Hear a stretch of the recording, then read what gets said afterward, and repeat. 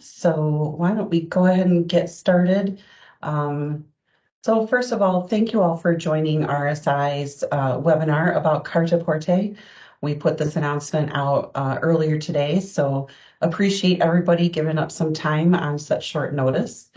I wanted to give just a brief introduction of myself. My name is Erica DePond. For those that don't know me, I am the Client Logistics Manager here at RSI. Also with me, who's going to help navigate some of the questions and answers is Carrie Miller, and she is the account manager here at RSI. And Carrie's really been leading the way of everything Carta Porte, gathering the information, helping to communicate things to clients, making sure our systems are updated and ready to go. So Carrie is with us today to help navigate any kind of questions we may have. Good afternoon, guys. Our goal here in the webinar today is to make sure that everybody is informed. We want to make sure that you know what we're presenting, what is being required that's going to help you navigate a successful shipment. So a few housekeeping items that I do want to point out is this is a broad audience, so just keep your trade information confidential. This webinar is being recorded and it will be available and will be distributed later. All microphones right now are muted, but feel free to ask questions. There's also a Q&A section of the webinar. If you want, you can just pop in there and type in your question and answer, and between myself and Carrie, we'll be able to help answer those questions. This should be a pretty quick webinar. We'll get through it pretty quickly and give us enough time to open it up for any questions. So let's go ahead and get started. So here's what we're going to cover today. We're going to look at what is Carta Porte. We're going to lay out and look at what the timeline has been. What are the shipment requirements? As a shipper, what is it that I need to do? How to stay informed, and then we'll open it up to questions and answers. Okay, so Carta Porte, what is Carta Porte? There's a bunch of talk about this, and we want to try to figure out what exactly it is. And in translation, Carta Porte means waybill, and it is government mandated by the Mexican Tax Authority, also known as the SAT, and it's implementing the electronic transmission of the SAT fields that are required on the bill of lading of your shipment. This is going to help streamline the freight invoicing for the Mexican government, just making it easier to identify commodities that are moving in and out of Mexico. And it is impacting all modes of transportation. So not only rail, it's impacting truck, ocean, everything is falling under these new guidelines. There's additional required elements that is now on the waybills for all rail shipments. And that's essentially what we've been working on here at RSI. We're gathering what those requirements are and making sure that all of our platforms are updated, ready to go once we're ready to pull that trigger. All right, so let's take a look at the timeline. So I kind of broke it out into different sections. We have the existing requirements. So essentially Carta Porte requirements were announced back in July of 2021. So it's been going on for quite a while. And essentially that was supposed to go into effect in September, at the end of September of 2021. So in July, that is when RSI took action to make sure that we complied with all of those requirements that were being asked. That meant we were updating our user platforms such as RSINet and Rail Command, and then also our EDI platforms, making sure that all the information that is required was being sent through to the carriers. So to kind of keep the timeline short, I did compile this. So between September of 2021 and July of 2023, so about 2 years, the SAT requirements just kept extending. So they've done this multiple times, almost monthly. We were seeing extensions. More recently, between May and July of this year, the deadlines got extended again, and that's until the end of the year. So hopefully, fingers crossed, by the end of the year, we will go live and everything will be in place.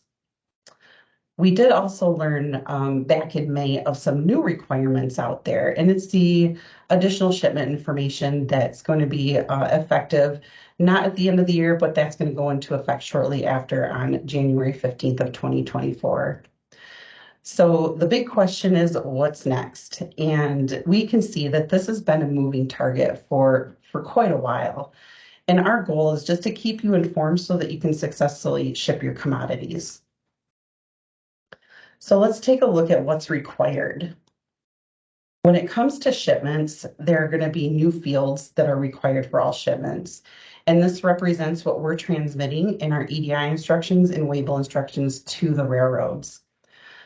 I do want to call out that any of the codes that you do see in parentheses, it just indicates how those carriers are communicating any missing or bad information from the waybill. So if you hear of a railroad talking in terms such as MTC, that will help you link up what that code is to the error message. So first we'll look at anything inbound to Mexico. Broken down by commodity, what's required today is an SAT commodity code and also a Mexican tariff rate code. This information ties back to the product that's being shipped. And then we also have shipping party requirements, such as a tax ID and a contact phone number. The contact is referred to as a special program contact, and this is a contact that can be reached at all hours 24/7, and they're qualified to give that information on Carta Porte or answer any questions related to Carta Porte. It does need to be a full name, phone number, and email address. And again, the new requirements that are going to go into effect on January 15th of 2024 is the Mexico packing code qualifier, such as carload, things like that you'll see, and that's what's being required of that. So now let's look at anything outbound from Mexico. Pretty much everything is the same here, so I won't go run through that again. The one thing I do want to point out that is different on an outbound from Mexico, and it's shipment specific, and it's the universal unique identifier. So if any of you are familiar with and are using RSINet or the Rail Command platform, when you go to create a shipment, you can find that selection under extended reference, and it's called Universal Unique Identifier. Again, this is shipment specific, and you would just add that information on anything outbound from Mexico.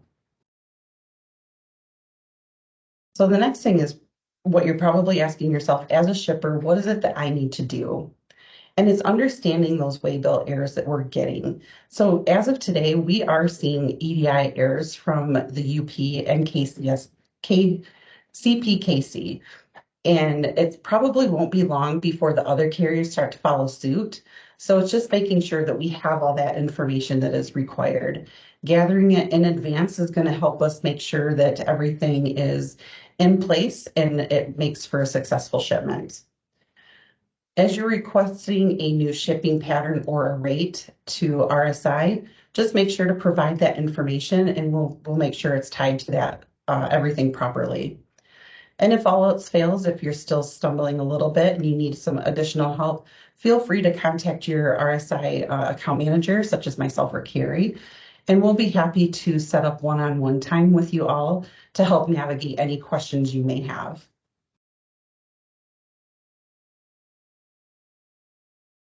How to keep yourself informed. If you go to the rsilogistics.com webpage, under resources, you will find that we are doing blogs.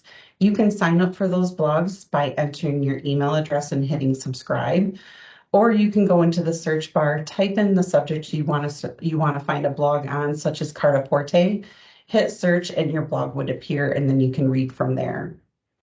These are great articles. If anybody does not know about them, I highly recommend getting in there, signing up for them. We are submitting and sending out a couple blogs a month, and they're very informative.